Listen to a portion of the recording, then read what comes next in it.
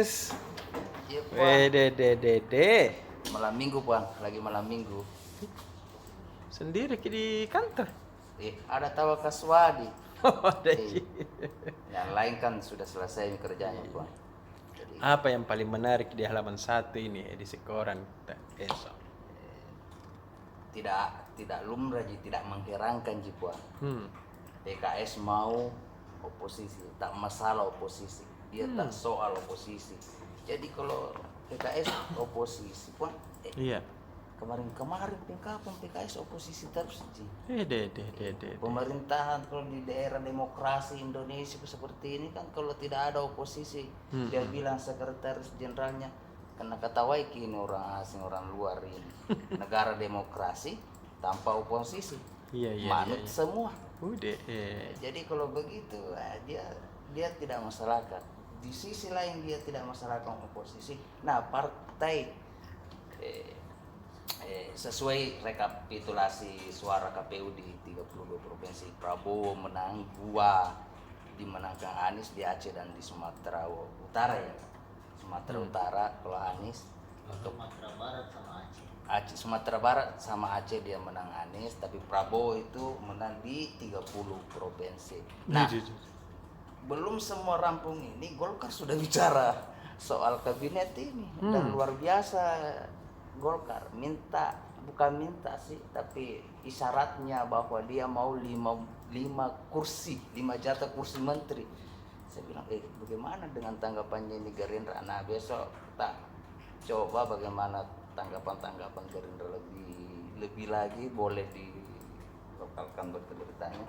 Jadi sini Bang, PKS tak masalah jadi oposisi, kemudian Golkar sudah membahas soal 5 kursi menteri kabinet Prabowo, artinya ya kita lihat ke depannya apakah ada ria-ria misalnya sengketa, karena sengketa ini semua calon sudah siapkan, misalnya Prabowo sudah siapkan 35 pengacara, Anies 100-an, Ganjar misalnya juga sudah siapkan.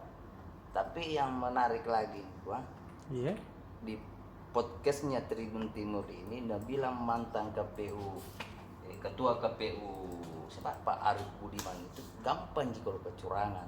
Diketahui. Pertama dia bilang kalau kecurangan itu saat kasih masuk data rekapitulasi di KPU oleh PPK itu, kalau lambat ada apa kayak begitu.